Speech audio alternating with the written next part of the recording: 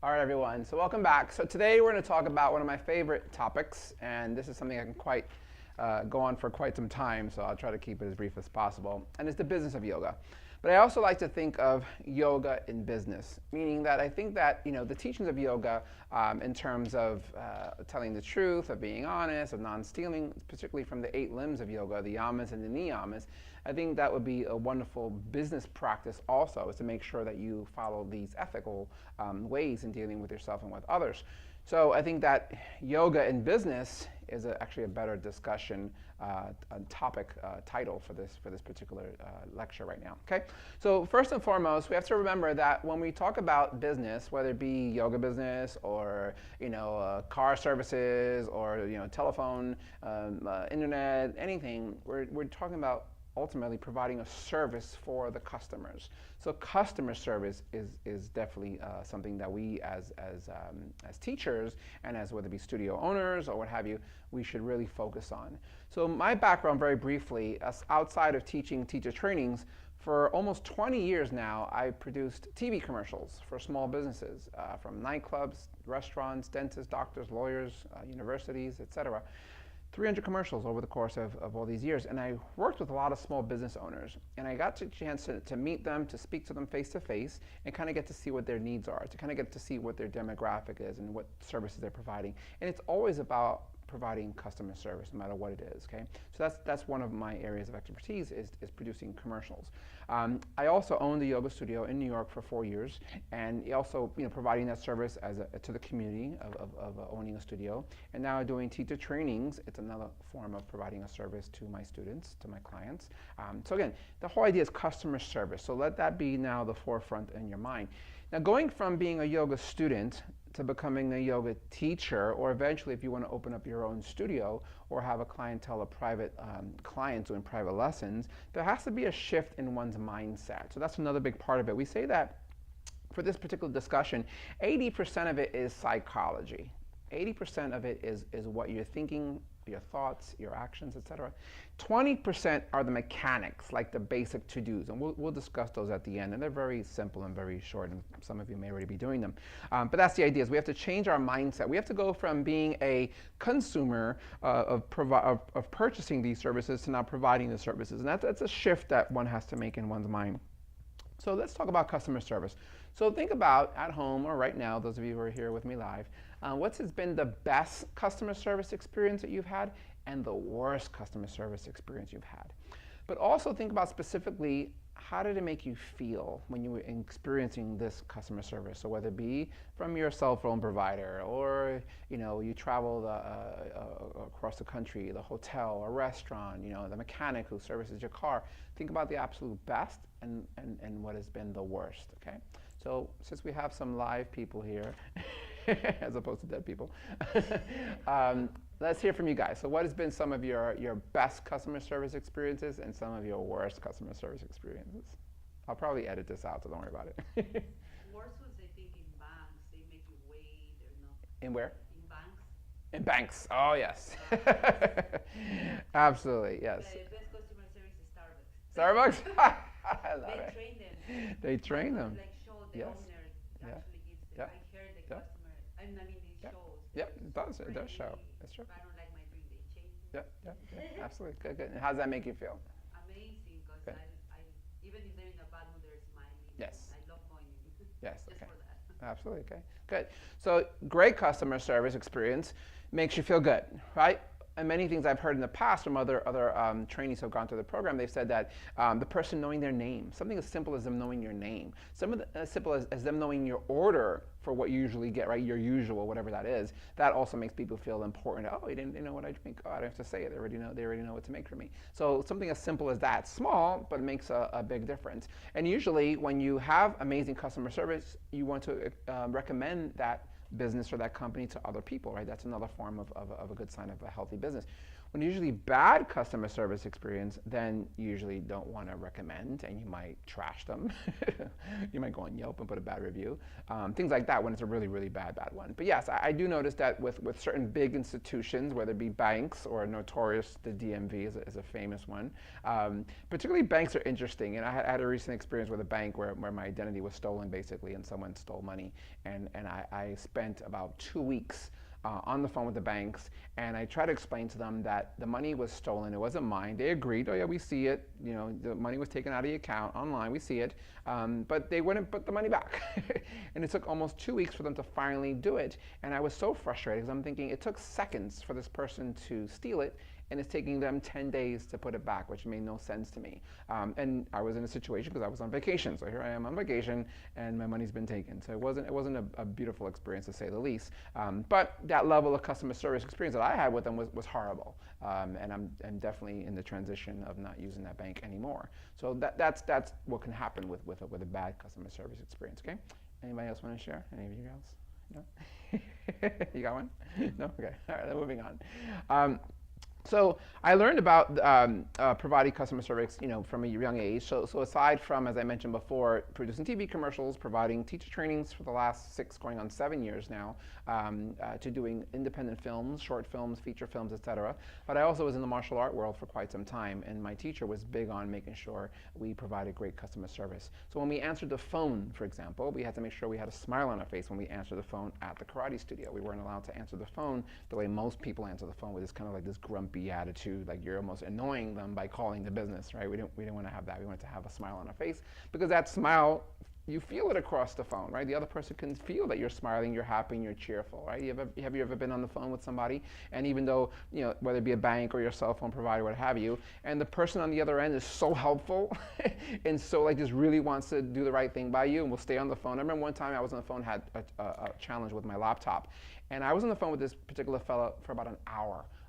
And he was walking me through the steps and everything. He was so cheerful, so happy. He had an amazing voice. It turns out he did voiceovers for commercials as well on the side. So I was like, you got an amazing voice. I just wanted to just be friends with this guy, right? Because we had and even though at the end, the problem wasn't solved. I still had to take the computer back to the store, but he was so cheerful, he was so pleasant, he was so helpful. I get that he really wanted to help me, that we were on the phone for the longest time, and it was totally cool. Where the other situation may be where you're on the phone for like 10 minutes and this person is completely annoyed or they're not hearing you, and you want to get off the phone with them, and it feels like you're on the phone with them for 10 hours, okay? So customer service is a big thing. As a teacher, as a trainer, as someone who's providing different services, as I mentioned, you want to make sure that you're always going out of your way. So we talk about going above and beyond, going above and beyond. So I'll share with you a quick story that I heard at a business seminar with Tony Robbins. Tony Robbins does a seminar called Business Mastery. And he was on stage, and he brought on Steve Wynn. And Steve Wynn, you guys may have heard of him. He owns the Wynn Hotels and Casinos, plus a bunch of other hotels in Las Vegas. Steve Wynn came on and shared with us this story, which I think completely really brings the point home with regards to amazing customer service. He talked about this couple, this elderly couple, who was checking in to one of the hotels in Vegas, and the person checking them in overheard them kind of bickering with each other, about this red bag that had been missing. So the wife was like, I thought you had it. The husband was like, I thought you had it. So the gentleman who was checking them in said, what seems to be the problem? He said, we left the red bag back at home. We just drove 4 hours here from California, and we left the bag that has my husband's medicine that he needs to take tomorrow morning is in the bag back in the house. So the gentleman checking them in said, well, if you don't mind me asking, is there anybody home? And he said, yeah, actually we have somebody there that can open the door. So the guy said, well, you know what? I have a cousin who lives in that neighborhood that you're saying, and why don't we have my cousin pick up the bag and bring it here tomorrow morning? Amazing. Oh my God, thank you. You're an angel. That's amazing. Thank you so much. I really appreciate it. The side part of this story was that there was no cousin. The gentleman, after his shift, got in his car, drove 4 hours to go get the bag, and drove 4 hours the same day or the same night, whatever, to make sure the bag was there, and the couple never knew that was what really happened, okay? That's an amazing example of customer service. Now, you don't have to do that, but what I'm saying is really going above and beyond. So what are some ways that you can make your class, if you're teaching classes, or you're providing a service for your clients, what are some ways that you can go above and beyond in your own way? some simple little things that I do and some things that some of my graduates have done is something simple like oils, right? Having essential oils in class, providing a little bit of oils when the person's in Shavasana or at the start of the class. Depending on the room, incense may or may not be a good thing. If it's a small room, it's not good ventilation, it might be too stuffy, but for the most part, making sure that when students come into the room, it smells good. Especially if there was another class there prior to your class beginning, making sure there's a nice smell in there, it doesn't stink, which happens a lot in the fitness world, the gyms or yoga studios smell. Make sure the floor is clean. I mean, these are common sense things, but you'd be surprised, how many studios I've been to, and the floor is filthy, the room smells, there's a problem going on in the room. So as a teacher, making sure that these are some basic, simple things. Things that you could do during the holidays that I do. So recently, we have holidays almost every month. There's something going on. So usually, for example, Valentine's Day. One time for Valentine's Day, I did a training, a class, and at the end of the class, when everyone's in Shavasana, I had a rose by everyone's yoga mat. Right? And when they opened their eyes from Shavasana, everyone had a rose, even the guys. Right? Just for Valentine's Day. We did the same thing also for Mother's Day too, and even the guys got flowers too. Or incense, right? Incense is very affordable. You could buy a packet and it has 20 or 40 incense sticks in it. I'm always giving out incense in my class, to my students. Chocolates. We've done chocolates for Valentine's Day as well. Okay. So again, these are things that I do. You can figure out what is something that you want to do. And it's just a little thank you, a little something for them to make it a little bit of a nicer experience in your class. Okay, so again, shifting from being a consumer to now being a provider of service, there has to be a shift in one's mindset. I always tell people, especially when they're in teacher trainings, don't quit your day job. Okay, keep your day job, and then once your yoga business has taken off, then maybe you can start to cut down your hours and then go into yoga teaching full time if that's something that you want to pursue. But I don't recommend you to quit your day job. So I'm going to share with you not only experience from being a studio owner, from being a production company owner providing TV commercial services, as far as also being a teacher trainer, but I also was in the direct sales world for quite some time in network marketing. And one of the companies I worked for was an amazing company called Prepay Legal, and they provided legal services for people. And I learned a lot of my business skills per se in Prepay Legal in terms of the direct sales. Okay, so there was a great phrase that they had, a little saying. The word job stands for just over broke. Okay, meaning like you get paid, right? Whatever you get paid weekly or bi-weekly, or however you get paid. And after you pay all your bills, you got like nothing left, right? So that was what they meant by just over broke. So again, don't quit your day job quite yet. Build your little yoga business on the side, and then when you're ready to step off and go into it full time, you can. Okay, so that's one of the things that we want to get across. So there has to be a shift in your mindset. There has to be a shift in your awareness. So here's a little test for you, a little quiz for you. How much money do you have in your bank account right now? Okay, what I mean by that is, are you aware? Do you know your numbers? You have to know your numbers. As a business owner, owning a yoga school, a production company, I always had to know my numbers. I had to know how much money was coming in, how much money was going out, what expenses I had to pay monthly, what expenses I had to pay, throughout, depending what was happening. But knowing your numbers, you have to really be present to your numbers. Some people have no clue. How much money do you have access to, whether it be a line of credit, whether it be credit cards, savings, whatever, just knowing what are your numbers. This is very, very important. It's your first step of awareness of your finances. Second is knowing your budget. What is your budget, right? Every month, most of us have our budget, whether it be our rent, our mortgage, our car, our cell phones, gas, food, whatever your expenses are, your light, your electricity. But knowing those numbers, having it budgeted out, because there's a simple formula that most people know. Income, right, the money that's coming in, minus your expenses, whatever's left over equals profits. Okay, so that's a simple business formula. Income minus expenses equals profits. So in order for you to know those numbers, you have to know what's coming in and what's coming out to then know what you're going to be left with as far as profits. However, there's another teaching that I love, and it says this, and this comes from many, many different people have said this, but one of the people who I learned this from is Robert Kiyosaki. Pay yourself first. Pay yourself first. This is a hard one for small business owners, particularly when you have so many expenses coming in, you don't have any finances, you're not really budgeted, no one's investing in you, it's just you pretty much running the show by yourself. But pay yourself first. Okay, so you take a little bit of whatever you make, put it aside, and then with the rest, you handle your businesses. Most people don't do that. Most people pay their bills, and again, they're left with a few dollars at the end, and they go, oh my God, how am I going to survive? How am I going to pay my expenses? How am I going to provide for myself? That's something that you want to start to work on. At the beginning, it's very challenging. It was almost impossible for me for quite some time, but as I discipline myself, and that's a big thing. You know, I was talking to someone recently, and I said, you know, what beats procrastination? Discipline. Discipline. If you have discipline, if you discipline yourself, hey, the phone agrees with me. Is it time? Okay. Let me wrap this up, and then I'll go to it. Okay. So if you have discipline, discipline will always beat procrastination, because if you have the discipline to put the money aside, no matter how much, how big, or how small, then eventually you'll begin to grow a savings, and you'll have money to then invest or to do have a dream vacation or whatever it is that you want to do. But it starts with having this level of discipline. Okay. Oh, here's another wonderful lesson that I learned from the direct sales world. The money that you have is in direct proportion. Excuse me. Actually, I learned that from Tony Robbins. Here's another wonderful lesson I actually learned from Tony Robbins. The money that you have in your bank is in direct proportion to the number of people that you're serving. The money that you have in your bank, or you have on you, whatever you have access to, is in direct proportion to the number of people that you're serving. Meaning, if you have just one job, one boss, then you're only going to get one paycheck. But if you have multiple streams of income, that was another lesson from Robert Kiyosaki, having multiple streams of income. Multiple streams of income means that you have money coming in from this and that, and this little side business, and this little thing that you do here and there, so that if one of those streams of income dries up, meaning you get fired, or you quit, or you get laid off, at least you have these other streams of income. And it's been said that to be financially free, you should have seven minimum, ideally more, but 7 streams of income, okay, coming in from different sources. Okay, ideally making money while you sleep.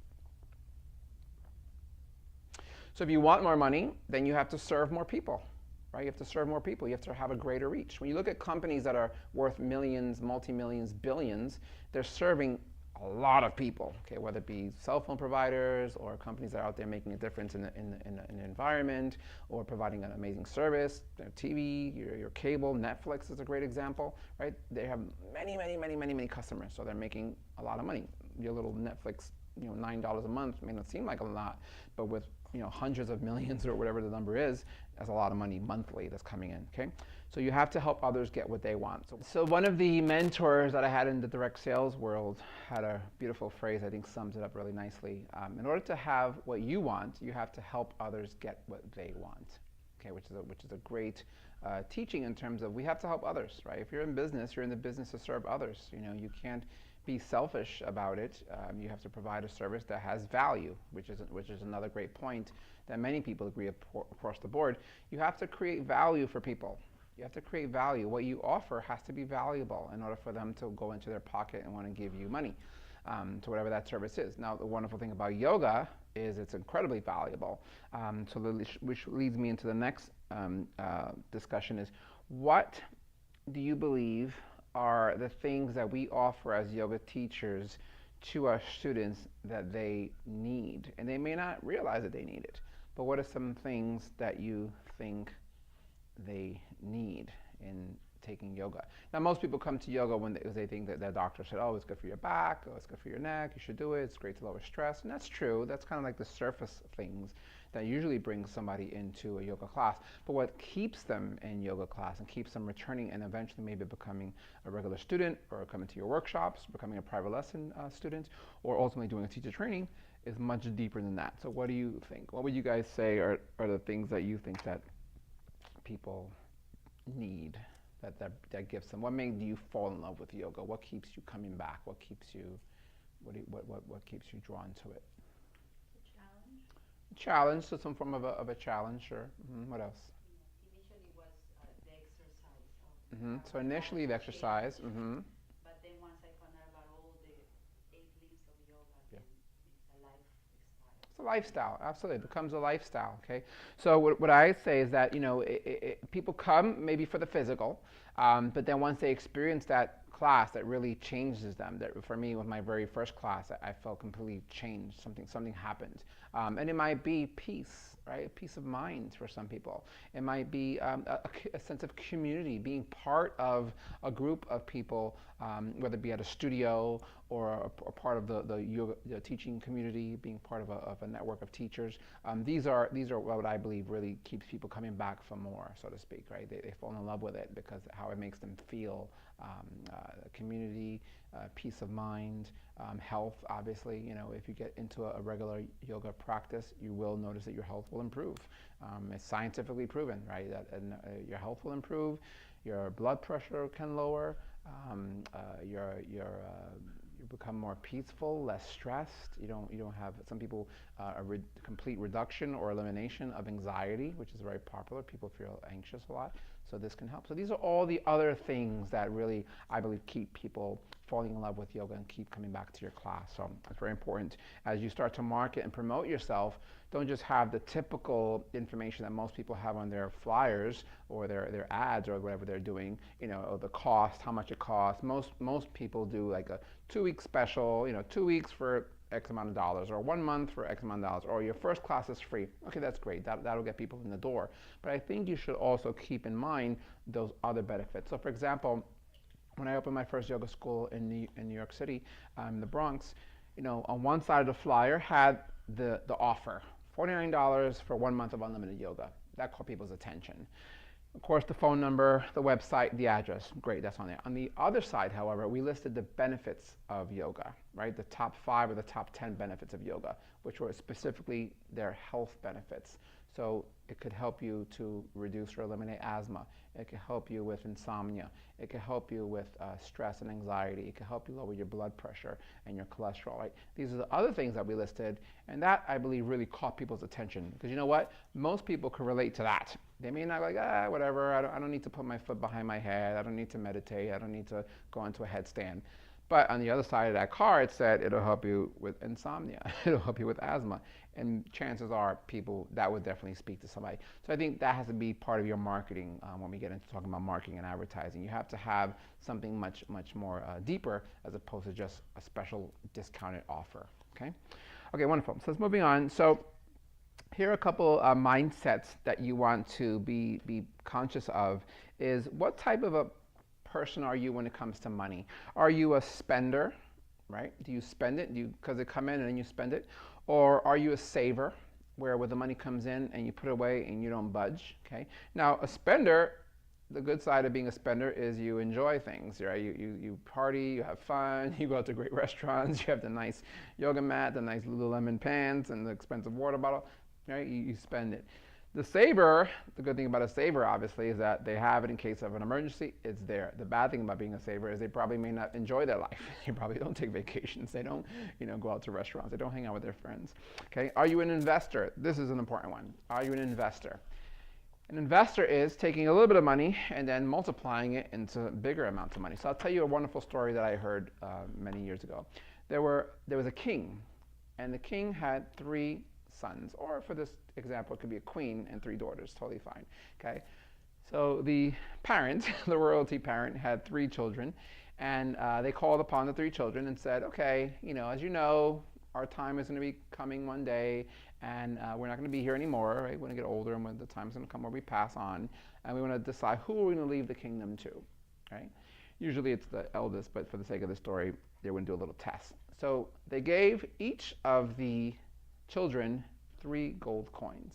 And they said, here are your 3 gold coins. Come back in 1 month and let's see what you've done. Okay, so 1 month passes. The children return to the castle. And they say, okay, wonderful. What did you do? And the first child says, I spent it. Because you're the king, you're the queen. I know I'm going to have money. We're set. Don't worry about it. We're good. I have plenty of money. He says, okay, sit down. Second child, what did you do with your money? Oh, I buried it. I buried it so that no one would steal it, and here it is. Here are the 3 coins. I have them here. Here it is. Have a seat. And then the third one, what did you do? I invested it. I took 1 coin and I did this. I took 1 coin and I did that. Next thing you know, and this child showed 3 bags of gold coins. And the royalty, the king or the queen, said, you get the castle. Okay, so you have to invest. You have to become an investor. In today's times, there's many ways to invest. I don't believe in the stock market or what have you, but you could definitely look into. There's a wonderful book that Tony Robbins wrote about that called Unshakable, and another one called Money, Master the Game. So those are 2 great books that talk a little bit about the stock market. But also real estate. Real estate is another common one that people invest in. Right? You buy a home, hopefully it appreciates in value, and then you have the equity, and then you have money in there. So that's another form. Or a business, right? So if you're teaching, you sell things, you make jewelry. A friend of mine made this beautiful mala bead. Another friend of mine made this beautiful mala bead. Okay, so Denise and Jen, just so you know.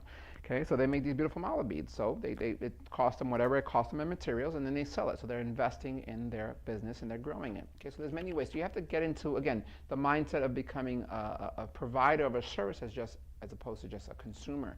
So what are ways that you can invest? So think of some things that you can do to multiply and to create some form of additional streams of income, whatever that would be, okay, for you. Another personality type, we call it the money monk.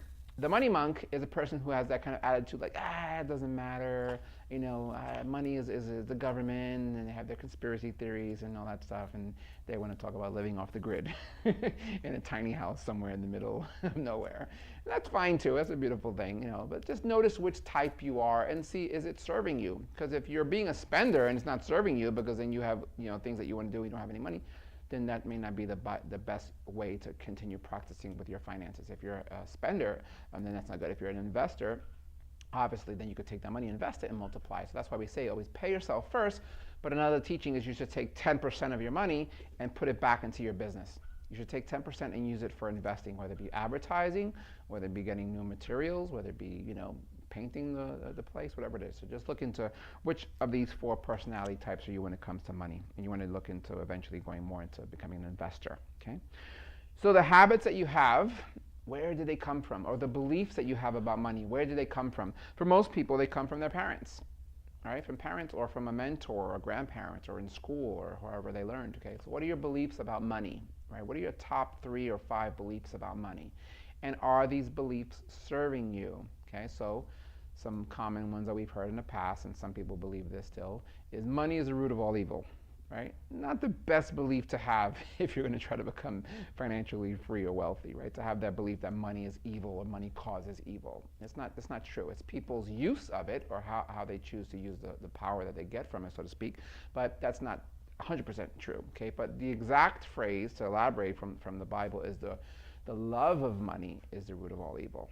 Okay, that's different. People forget that part. The love of money, being obsessed with it. Okay, so think about that. What are your beliefs about money? Okay, so here's a simple way to discover money is blank, and just fill in the blank. Money is good. Money is great. Money is freedom. Money is power. Money is bad. Money is whatever it is. Just brainstorm with that for a little while. Play with that idea. Money is, and then fill in the blank and discover what are your top 3 to 5 money beliefs. If they're not serving you, it's time to move on and get some new ones fast. Okay. Here's a wonderful quote that I heard, especially when you get your yoga business going, whether it be in teaching classes or private lessons.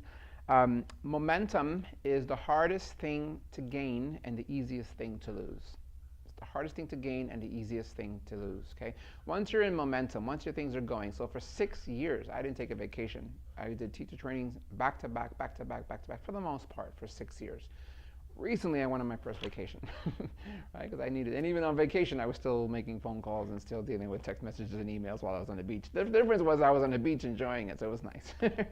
But, momentum, I had great momentum. I didn't want to just stop, So think of when you have your momentum, what do you tend to do? Do you tend to party and go, oh, I'm making all this money and that's it, I'm done? Because then you might lose that momentum. Keep the momentum going. It's very important. Okay, don't take your foot off the gas. Same way if you take your foot off the gas when you're driving a car, it'll start to slow down. Keep the car moving, keep the vehicle moving. And get out of your comfort zone. Okay, we all have comfort zones. Okay, so most of the time, in the beginning, it's a little bit challenging promoting yourself. Okay, most people, it's easy for them to promote others than it is to promote themselves. Okay, and that's great if you have a manager or an agent promoting you, but if you don't, guess what? You have to promote yourself. And I think in these times with social media, people are becoming a little bit more comfortable posting pictures, sharing, things like that. So they're becoming a little bit more comfortable with promoting, but it's very, very important. Okay, in Tony Robbins' seminar, he quoted Peter Drucker, and he says that the 2 things that are most important in business are innovation and marketing. Innovation and marketing. You have to market yourself, and you have to always be innovating your business, right? Always modernizing it. The way yoga is now compared to the way it was thousands of years ago is different, right? There's certain poses that they didn't do many, many years ago, and now we do them here because of what people are physically able to do, right?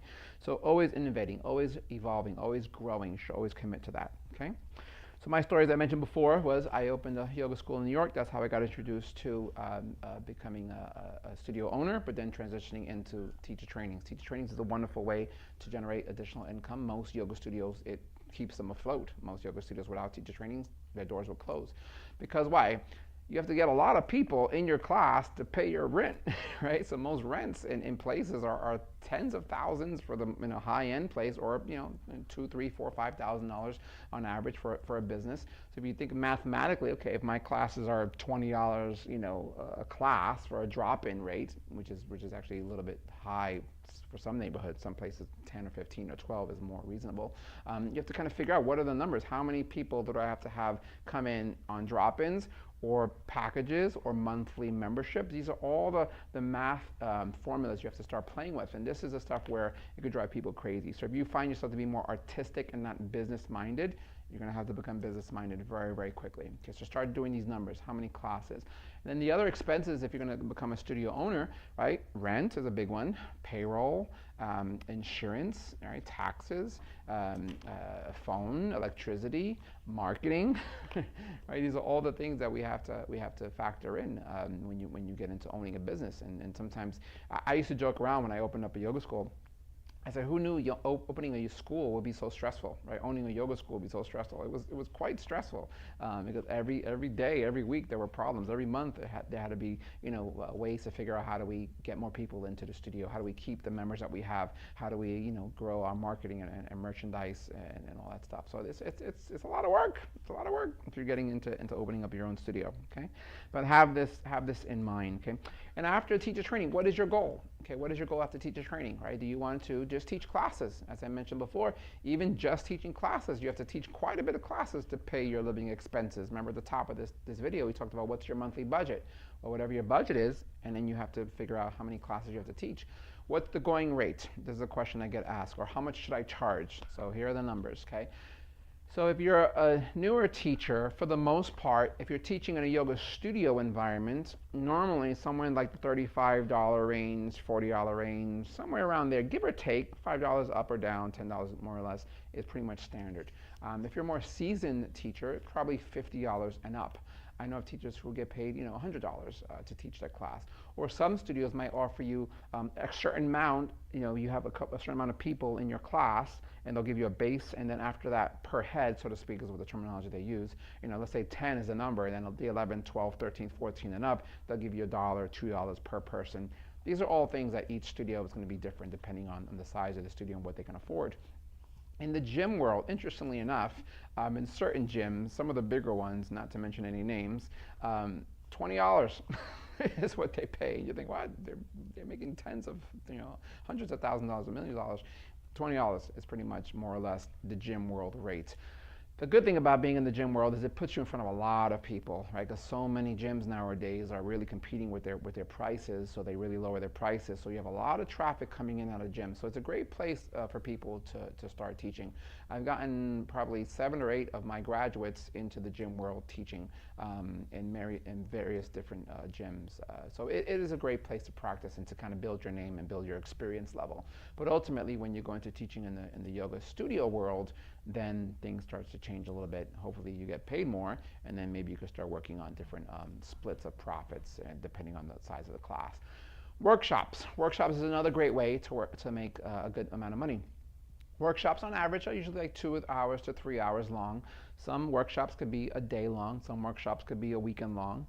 Workshops, it depends on how much time, depends on what you're teaching, depends on what materials are required of you, but workshops could be easily $50 and up.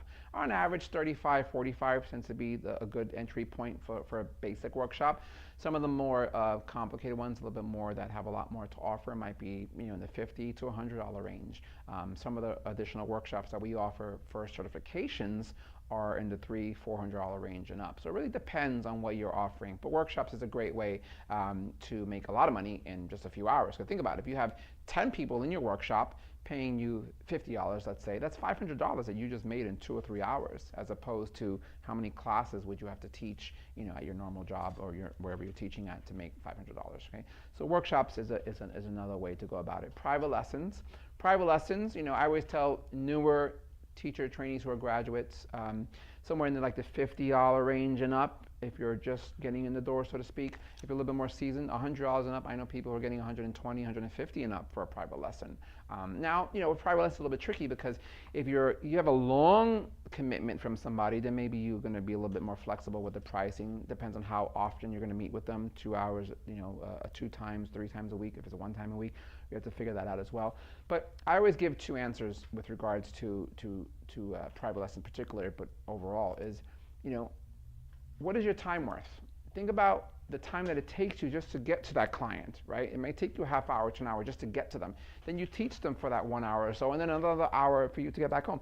So you just spent, 2 to 3 hours just focusing on that one client. So $50 is, is not a lot to ask. $100 even is not a lot to ask when you think of your time and your gas, if you got to take, transportation as far as a car. So these are all the things to factor in as far as different types of pricing. Then eventually, of course, teacher trainings. As I mentioned, most studios, that's pretty much how they survive. Without teacher trainings, their doors would be closed, unfortunately. Okay. So that's pretty much an idea with regards to pricing. Retreats. Yoga retreats is another one that's become very popular.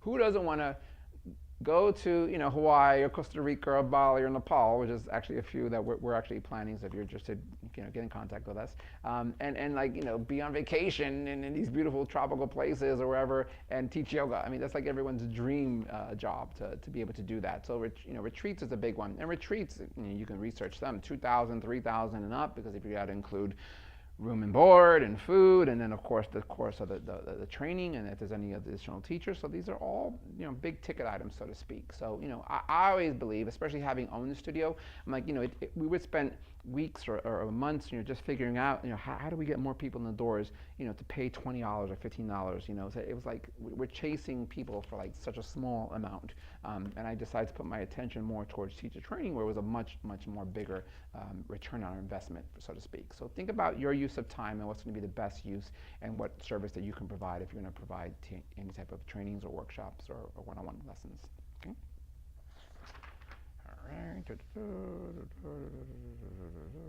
Okay.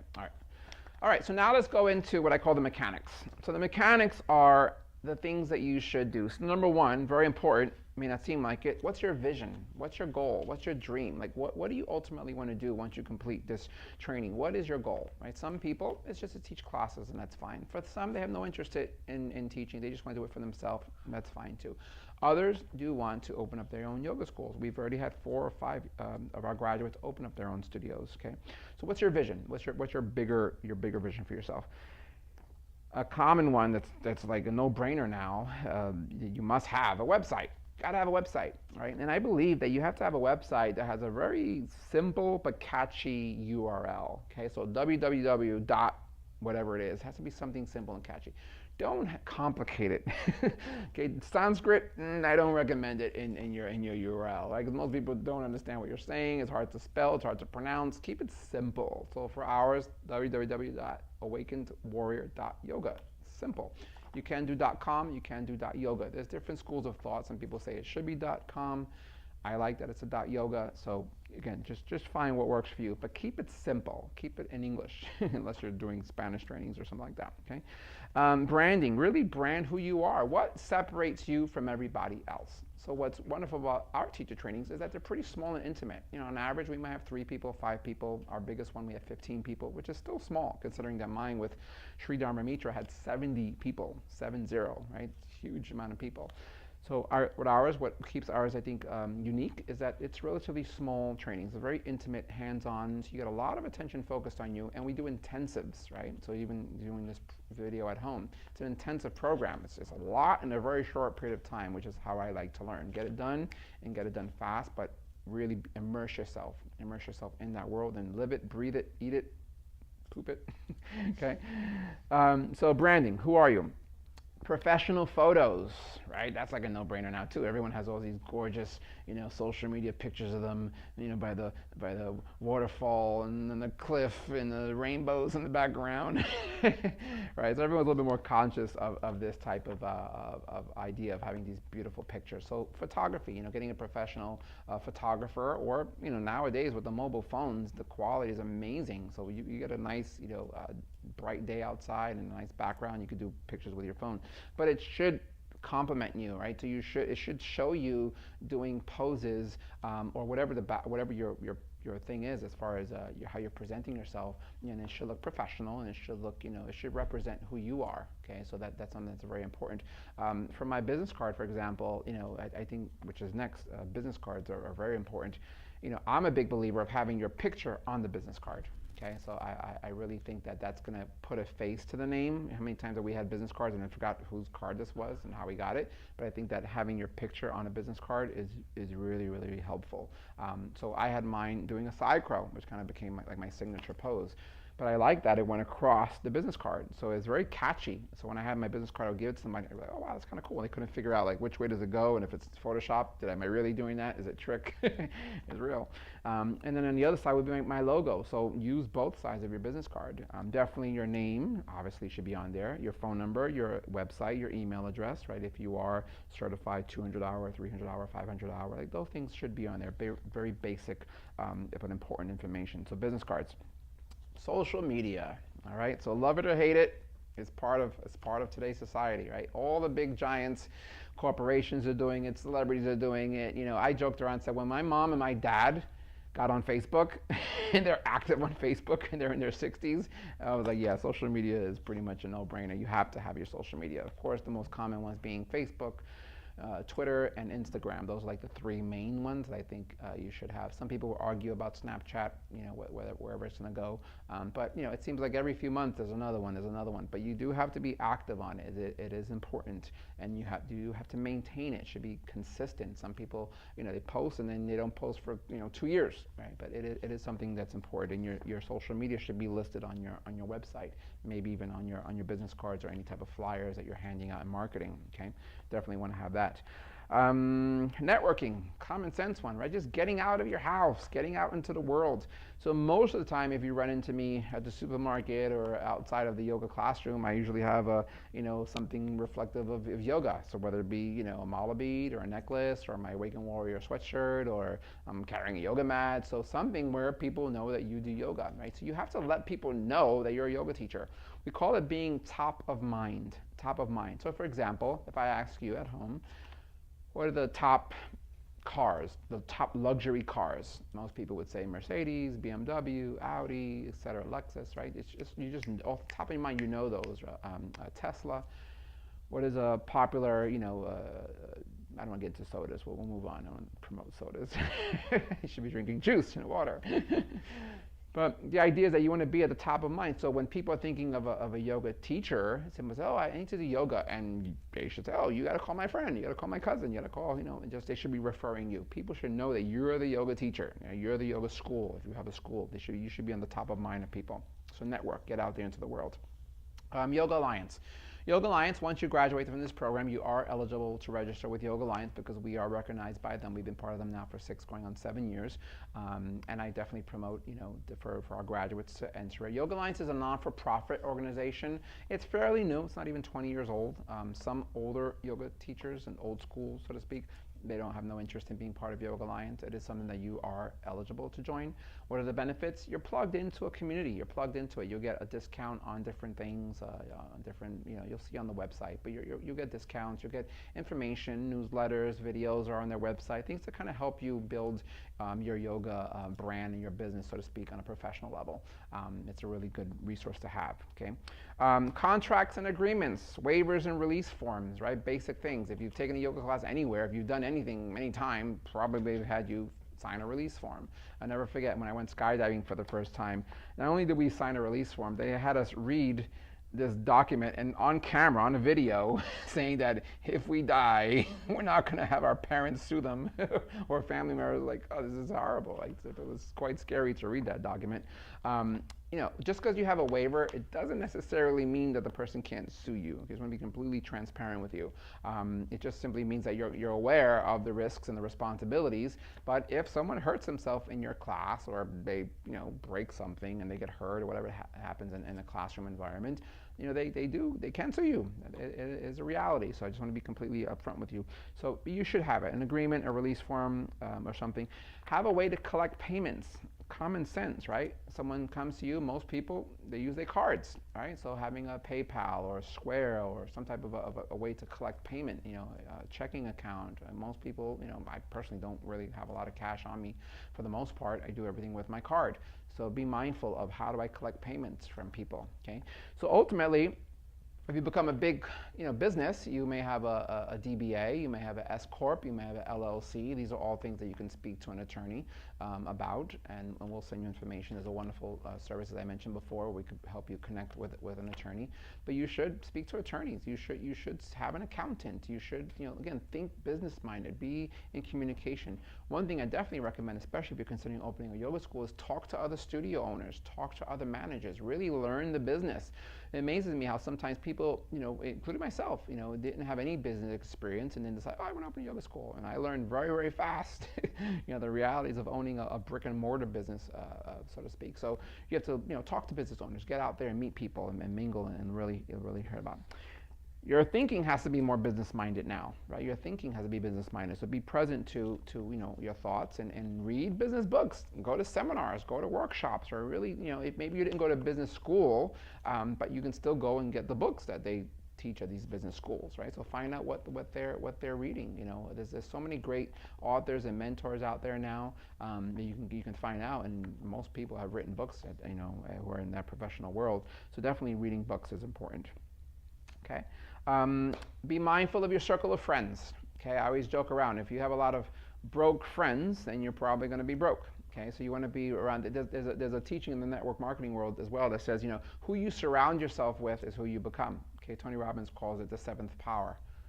Who you surround yourself is who you become. That's very important, right? Your parents knew this. Your parents knew if you were hanging out with the bad kids, your parents were like, I don't want you hanging out with that person, right? They just knew intuitively that you were probably going to get into some trouble. Okay, but the same thing is with regards to your business or to your finances, right? They said if you were to take an average of the 5 people you surround yourself with the most, their income, they're probably all making around the same, meaning millionaires hang out with other millionaires. Broke people hang out with other broke people. Okay, it's rare that broke people are hanging out with millionaires and millionaires hang out with broke people. So you want to make sure that you surround yourself with the people that you want to become.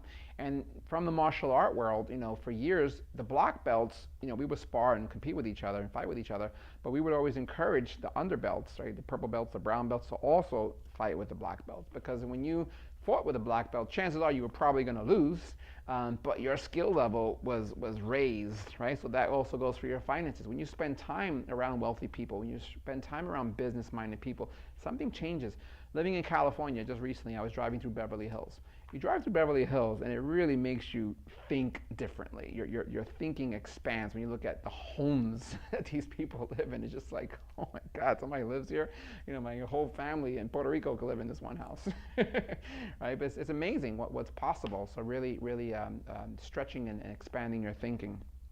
Okay, 2 more closing things, then we have 1 more section left. Tithing. Tithing is very important. This is like a spiritual teaching, energetic teaching, that you take 10% of your income and you give it away. You give it away to most people it's their church, but there's a wonderful book by Edwene Gaines called The 4 Laws of Spiritual Prosperity. And I heard her speak about this at a seminar at Agape. She did a workshop, and it just blew me away because I always heard about tithing. Of course, I actually gave to Agape often when I was there, but she said that you can tithe to anyone or any organization that you feel has fed you spiritually. It doesn't have to just be your church, but any person, anything. So when I heard that, I started tithing to my family members. I started tithing to my writing mentor who taught me how to write scripts many years ago.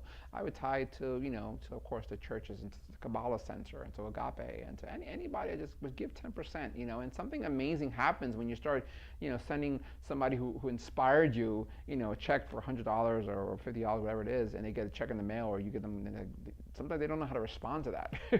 Recently I tithed somebody $100 and she was just like, oh, I can't accept this. I can't. I was like, no, it's a gift. You have to accept it because I'm not taking it back. You got to take it. And she was just like, I don't know what to do with this. It's like, do what you want. It's your tithe. There you go. So it's amazing how people, they have trouble receiving. They have trouble receiving money, and that's interesting. Look into that for yourself too. Are you okay with receiving? Right? You want to be abundant and wealthy, but yet you don't want to receive money when it comes. It doesn't make sense. So receive, right? The last thing I'll close off with this section is To sum up this entire discussion in one simple word, what do you think that word would be? What do you think it would be? Well, let's hear from our studio guests.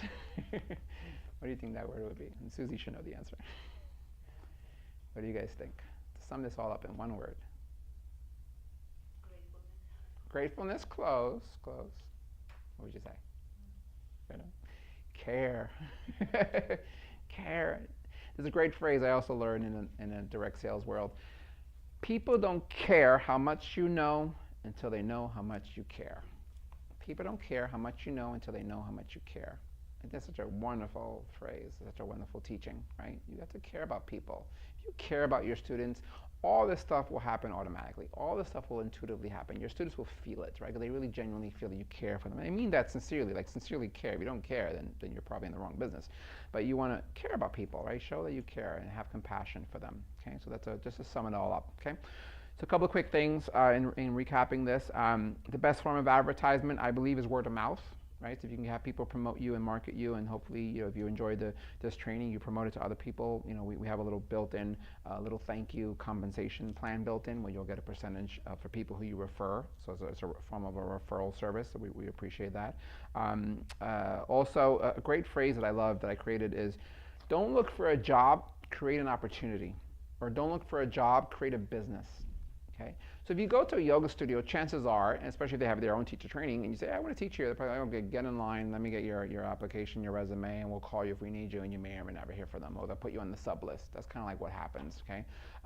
But if you go to places that don't have a yoga class, and you start one, that's another way of thinking. So I'll share with you a quick story. One of our graduates, her name is Nong, she actually did something brilliant. She teaches at she's a manager of a Thai restaurant. And what she did was she started to offer yoga classes to the employees of the Thai restaurant. So twice a week before the restaurant opens, they clear the floors and they lay out yoga mats, and she teaches the cooks and the chefs and the waitresses and the servers yoga. Amazing. She's making pretty good money. I won't say how much, but she's making really good. Put it this way, she's making more money doing that than she would at a yoga studio. Hands down, making more money. I have another friend in New York, her name is Denise. She teaches yoga to adults with special needs, and she gets paid very, very well. So think outside the box. Don't think of just, oh, I'm teaching a yoga class because everyone teaches there. Think outside the box. Where else can you offer a yoga class to a place that doesn't have yoga? And also think of a different clientele. What about yoga for seniors? What about yoga for kids? Right? What about yoga for people with special needs? At my yoga studio, we offered yoga for kids with special needs. So we had kids who were ADHD, ADD, autism. Right? It was really beautiful to be able to offer that service, and the teacher was amazing. Her name was Letitia, great teacher. So think about that. There's so many ways that you can go beyond in teaching your traditional yoga environment. Think of other places where you can offer yoga classes. Okay. You should always arrive early. So we have a wonderful phrase in the Wake and Warrior Teacher Training. You probably know it by now. Early is on time is late, and late is unacceptable. Okay, you cannot be late. Okay, as we always say, if you have to be at the airport and your flight was at 7 o'clock, and you show up at 7 o'clock, chances are they're not going to let you on the plane. They're going to shut the doors because the plane's about to take off. Right? You show up there at 7:01, 7:02. The plane is gone. Okay, so one of my other graduates, her name is Christina, she had a phrase that said, late gets left. Okay, you're late, you get left, you get left behind. Okay, so again, be on time, arrive early. So why should you arrive early? Because there might be technical difficulties you have to deal with. The stereo doesn't work. The lights aren't, going on and off, whatever. You have to, especially if it's a new environment, you have to kind of figure out what you can control and what you can't control. So getting there early will help you problem solve and troubleshoot. But also, you get a chance to meet people, right? Especially if you're new, it's a new place where you're teaching at. People walk into the door, you introduce yourself to them. Hey, hello, how are you? My name is, and ask them their names. Quietly, you may want to ask them, is there anything I need to know about? Do you have any injuries, etc.? If you do that one-on-one, one teacher I know, her name is Maria Christina, she did it one-on-one with every single person as they came in. Other teachers, myself included, what I might do is at the start of class, I might say, hello everyone, my name is Michael. If anybody has any injuries, please be mindful of those injuries. If you need to go at your own pace or take a break, I'll give you options. So I'm kind of giving it back to them. I'm putting the responsibility back on them that they have to take care of their bodies. Okay, we call that ahimsa. Okay, and hopefully they filled out a waiver or any questionnaire that explained, or asked them if they had any injuries. But that's a nice way to start your class. And then if you're doing adjustments also, you may want to say, and by the way, I'm going to be doing adjustments or assisting. If anybody wants to get adjusted, we'll do that. If not, just politely let me know. But these are things that it's good to say at the start of the class, okay? As a yoga teacher, you should stay on top of your personal hygiene. Right? Sounds like a no-brainer, but making sure you smell good, okay? Since we're in contact and proximity, and people are sweating, and we may sweat, and so making sure you have don't have a stinky body or stinky breath. And make sure your nails are maintained. These are things that most women, this is a no-brainer for ladies, but guys too, okay? If you are teaching in multiple locations, you may have to bring a change of clothes, right? Because if you're teaching and you're sweaty and you're doing the class with them, you may have to bring a change of clothes. Common sense stuff, but things that we have to make sure that we're on top of. And also, it's important to build rapport with your students. Build rapport with your students. So I have a great story of a teacher I took class with, and the class was packed, probably like 40 or 50 people. Her name was Jenny, an amazing teacher. And I took her class for the first time. She knew every single person's name and used their name as she was giving cues. So she would say, "Oh, bend your knee, Alex, you're looking good, great job over there. Hey, Susie, your arm looking forward, blah, blah." So she was giving cues verbally, but gave cues using every single person's name, or gave compliments. Amazing. I was like, holy smoke, she said every single person's name in this classroom. Incredible, right? So practice, learn your students' name, practice using their names. It's a really nice tool to have. And lastly, be mindful of boundaries. You never want to cross boundaries. I know there are cases where people meet their soulmate in their yoga class, and that's a beautiful thing. And I know 4 teachers who that's happened with. And when it's beautiful, it works out amazing. When it doesn't work out so good, not a good thing. Okay. So anyway, that's it for the business of yoga, the yoga business. Hope you enjoyed this, and I'll talk to you soon. Namaste.